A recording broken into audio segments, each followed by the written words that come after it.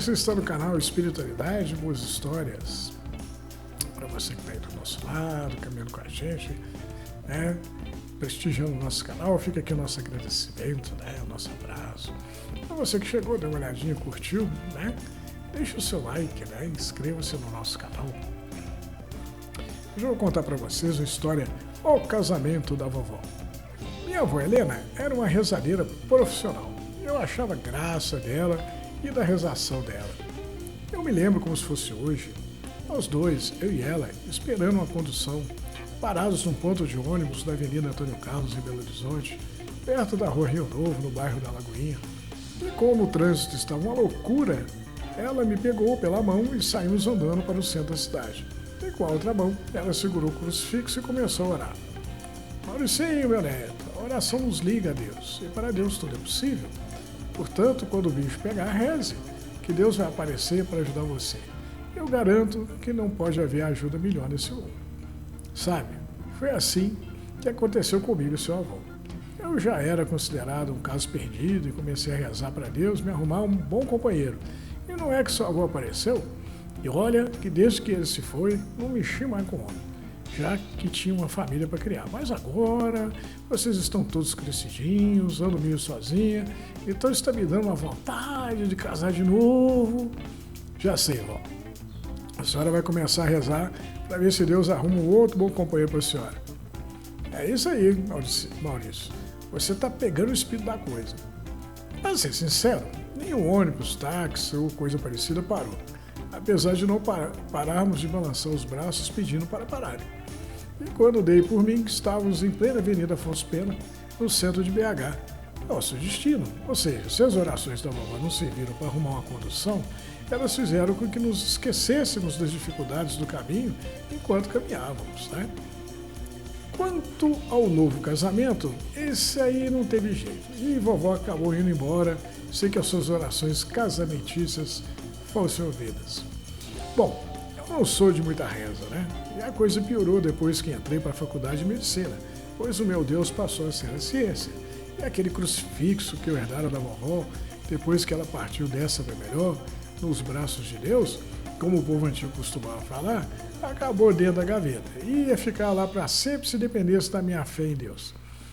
Depois de me formar, mergulhei em uma pesquisa sobre nanomedicina, ou seja, a aplicação da nanotecnologia à medicina.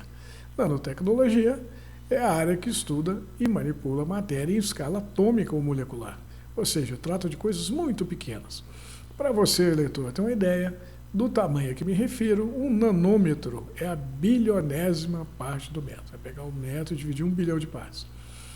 Trabalhava com o professor Pontes, um velho apaixonado pela ciência, que quando da minha entrevista me perguntou se eu tinha namorado, esposa, rolo, família, se amava alguém, o que eu achei curioso. Aí ele então me explicou que se eu entrasse no laboratório, né, corria o risco de me apaixonar, que nem ele pela pesquisa, e a pesquisa era muito ciumenta. Na época respondi o professor que não amava ninguém e ganhou lugar na equipe de pesquisa dele. No início trabalhava com nanorobôs que levavam remédio que matava as células cancerosas até as células doentes.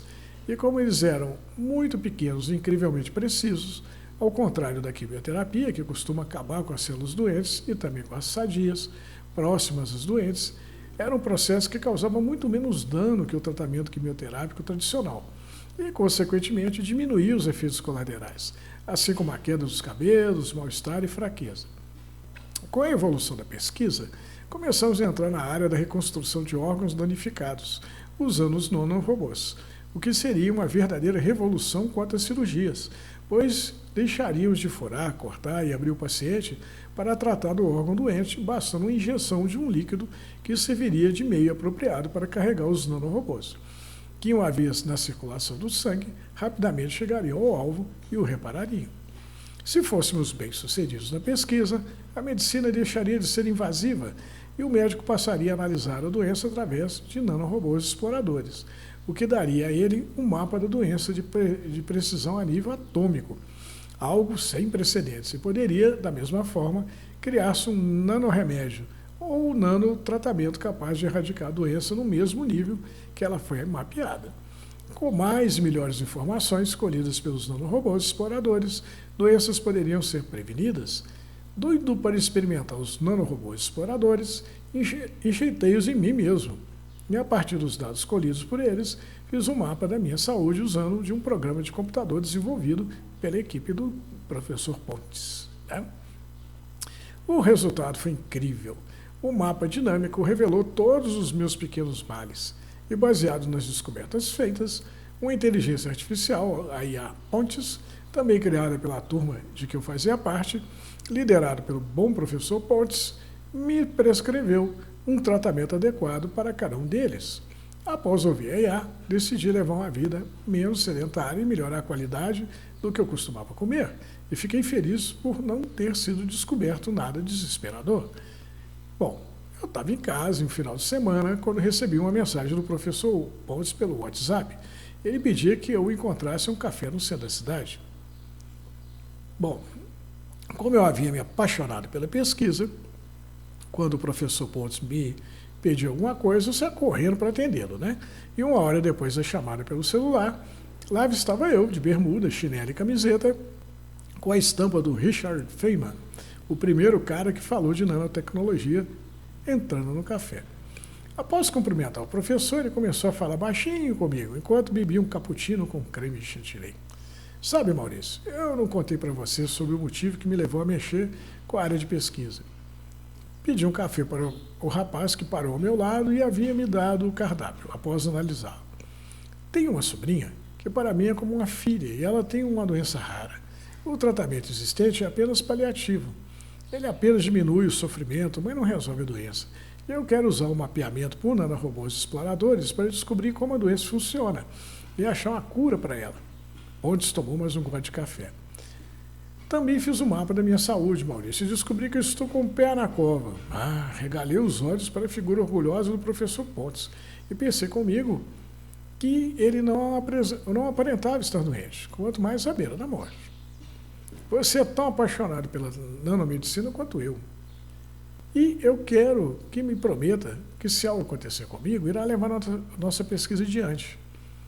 Pontes sorriu um pequeno sorriso. Quem sabe minha sobrinha não vai se beneficiar do resultado da pesquisa e ficar livre da doença que impede de viver com qualidade? Quanto tempo o senhor tem? Não muito.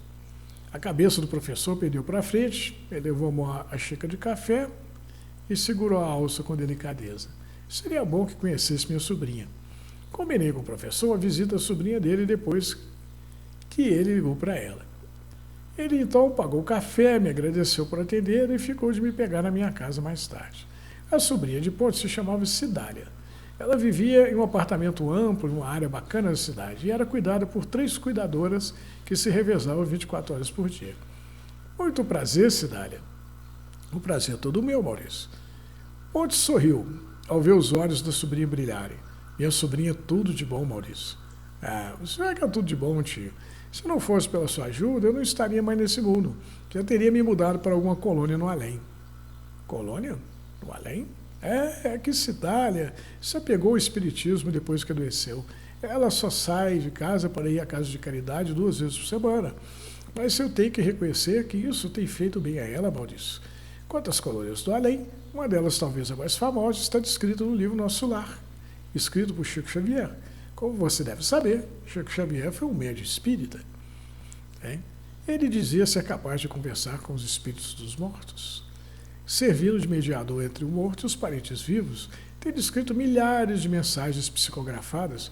Contudo, como o espírito não foi ainda detectado pela ciência, me vejo obrigado a duvidar dessas coisas até que sejam cientificamente comprovadas, mas não que eu não acredite nelas, apenas não acredito nelas ainda. Naquele dia mesmo, Pontes morreu, me deixando na mão, que nem o resto da equipe de pesquisa.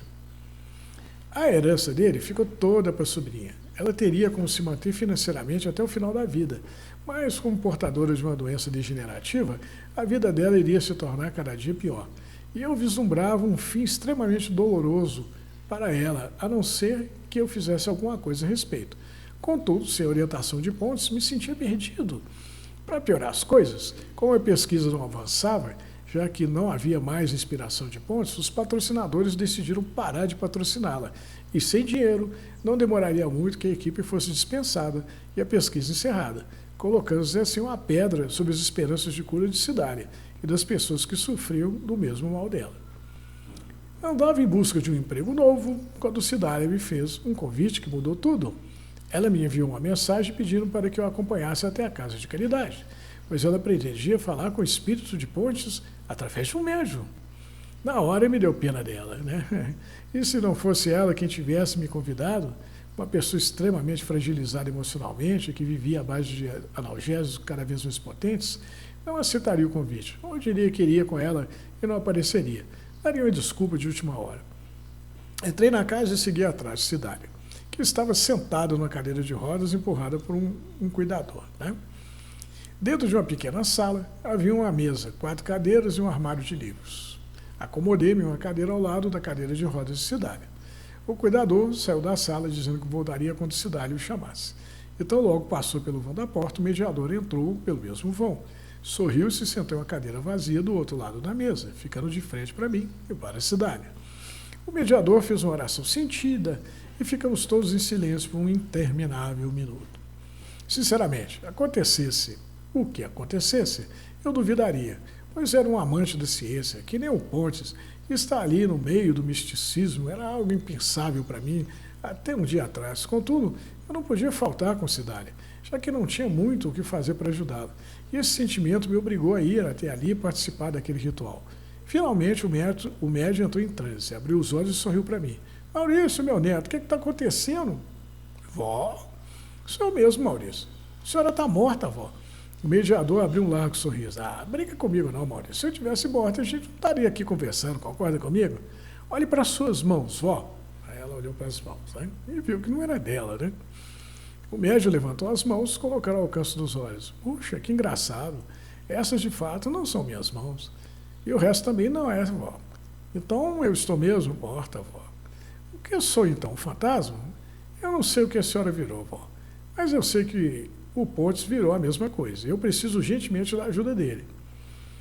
Eu tenho andado nos seus passos, Maurício, e vejo suas preocupações. E entendo que preciso do Pontes para que a pesquisa em que você trabalha não acabe. E assim a pobre Cidália tem a chance de cura. Vendo o seu sofrimento e o dela, tenho orado muito por vocês, mas nunca poderia imaginar que eu teria como fazer algo a respeito. A sorte da pesquisa, do meu futuro e do futuro da Cidália está nas suas mãos, vó. Eu achava que não acreditava em fantasmas. A necessidade me fez acreditar, né, vó? Então deixa comigo que eu vou procurar o Pontes. Saí da casa em choque. Não sabia se ria por achar que tudo aquilo havia sido encenação ou se chorava, porque minha avó sempre esteve certa e eu passei a vida zoando com a credulidade dela. Uma semana se passou e eu começava a me sentir um tolo, quando Cidália voltou a me chamar para uma sessão espírita. Maurício, se você não tivesse me dito que eu havia morrido, juro que não ia perceber, pois tenho levado uma vida meio de sonho, já que vivo perto de você e do resto da família, apesar de não poder falar com vocês. E ando tricotando com meus parentes que eu tinha como mortos, né? Agora que sei a minha real situação, pedi ajuda a um primo que está por aqui já faz um bom tempo, né? E ele me ensinou a usar a Espiritonet. E através dela achei o paradeiro do Pontes. Meu primo me explicou que, como Pontes não acredita em Deus, na existência do espírito, nem na vida depois da morte, ele vive perambulando de um lado para o outro sem nada enxergar, pois enxergamos aquilo em que acreditamos. Como Deus é Pai infinitamente misericordioso e bom, o Pontes não está só. Ele tem a companhia de trabalhadores do Pai, que não deixam que ele bata a cara contra o muro e se machuque, né? Que nem o Raul Seixas canta na música, como o vovó já dizia, né? Eles aguardam pacientemente que o Pontes se toque da verdade usando da própria razão e passe a enxergar. Com a ajuda do meu primo, consegui ir até onde o Pontes está, a cidade dos cegos. Lá me avisaram que pouco poderia fazer por ele no estado em que se encontrava, a não ser que eu fosse alguém em cuja existência ele acreditasse e que tivesse importância na vida dele. Então, as coisas acabaram não dando certo, vó? O médium ficou me olhando se esperando que a dor nascida da decepção passasse. É o seguinte, eu fui professora do Pontes, Maurício. Será que a minha avó estava zoando com a minha cara?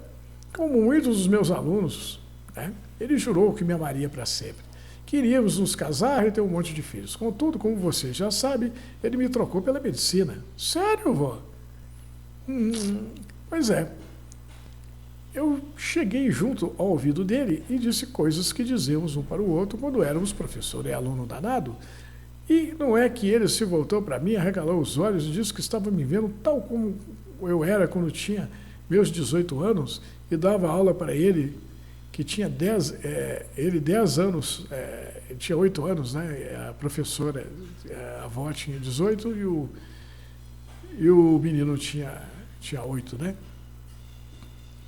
Não consegui evitar abrir um sorriso, sendo tomado por um certo entusiasmo, algo parecido com o que se sente o torcedor de um time de futebol que está perdendo o jogo e, sem mais nem menos, o time dele vira, passando a ganhar. Aproveitei a lucidez momentânea de Pontes e disse a ele, do mesmo jeito que você fez comigo, Maurício, que ele havia morrido, mas que esse não era seu maior problema, mas a pesquisa que ficara para trás junto com a agonia que você e Cidade estão sentindo, né? A vovó conseguiu se fazer enxergar e compreender pelo Pontes, né? Inteligente do jeito que o Pontes é, ele me perguntou como poderia ajudar, e eu disse a ele que no lugar em que estávamos, a fé era um poder sem igual.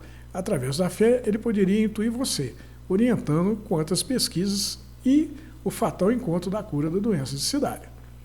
Como vi que Pontes estava desconfortável com o assunto fé, já que lhe faltava a prática da fé religiosa, pedi socorro ao meu primo.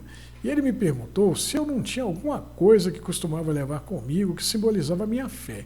E eu disse a ele que eu usava um crucifixo.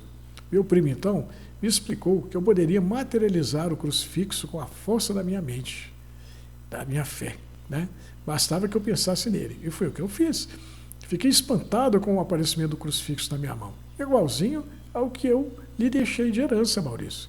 Dei então o crucifixo para o Pontes e ensinei a ele a rezar, enquanto acariciava o crucifixo. E expliquei a ele que aquele exercício de fé o levaria a se conectar com você.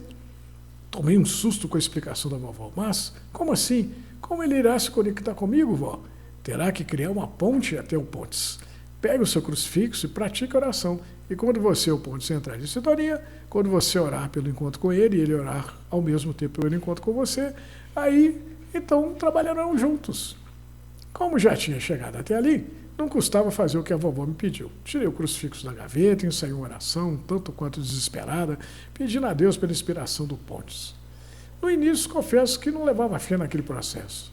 Mas, como o hábito faz o monge, insisti e a oração se tornou um costume, e quando dei por mim, havia conseguido desatar os nós da pesquisa, fazendo com que ela voltasse a render.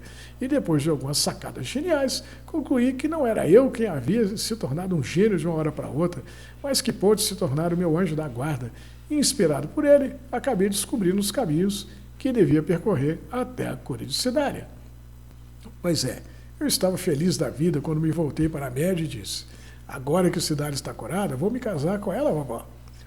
O médio deu uma gostosa gargalhada. Do que está rindo, vó? Ah, lembra que eu lhe disse, quando você ainda era um garoto, que eu estava me sentindo sozinha e que ia rezar para que Deus me arrumasse um marido novo? Eu achei que o problema estava resolvido depois que a senhora partiu desse mundo, né? Já que imaginei que encontraria com o vovô por aí. Pois é, quando eu cheguei por aqui, seu avô já havia reencarnado, porém o meu desejo por um companheiro não havia morrido comigo. E aí comecei a orar, e não é que Deus ouviu minhas orações? Uai, não vai me dizer que vai se casar de novo, vó? Ah, tô louca para arrumar quem esquente os meus pés nos dias frios. E eu conheço o Felizardo, vó? Conheço sim, é o Pontes. O Pontes, ele mesmo. Afinal, ele havia jurado me fazer feliz quando era o garoto, né? E eu levo as promessas muito a sério. Que boa história, né? Que história massa demais, né? Essa história muito espiritual, é muito interessante, né? Eu acho uma das coisas legais nesse trabalho nosso é a gente aprender que o bom humor, né, é a base do trabalho, né? Aqui, apesar de um tema tão delicado, né, como a espiritualidade, né, eles nunca deixam de dar um toque de humor, né? A vovó queria casar por aqui, morreu, aí como é que faz? O desejo dela continua, né? Ela chega lá enquanto queria reencontrar o vovô já tinha reencarnado, aí como é que faz? Ela foi namorar o Pontes, né? E essa coisa do crucifixo também é excelente, né? É a conexão, né? Que mostra que a oração, a fé, é a conexão, né? Que nos liga com o plano espiritual, né? A gente consegue a ajuda dos bons espíritos, a inspiração deles, através da conversa via fé, via oração, via pensamento, sintonia, né? Com a espiritualidade, né? Então, eu acho muito massa essa história, né? E mostra também a influência decisiva, né, da espiritualidade no mundo material, né? Os bons espíritos trabalham incessantemente pelo nosso bem, mas a gente precisa captar, né? Poxa, né, essa inspiração. Então, muito do que surge no mundo material, né, das sacadas geniais, as curas, são inspirações, né? Ninguém vive sozinho, né? Nós somos o resultado de um monte de experiências, né? Quantas pessoas entraram na nossa vida, nos explicaram coisas, nos ajudaram a crescer emocionalmente, intelectualmente, né? Nós somos o resultado do esforço de muita gente, né? Nós não somos um, nós somos muitos, né? Por isso que fala que a gente faz parte de algo maior. Ou como fazemos, né? Nós fazemos parte da humanidade. Nós estamos conectados uns com os outros. Bom, espero que vocês tenham adorado essa história, tanto quanto eu gostei. Fiquem com Deus e até a próxima boa história.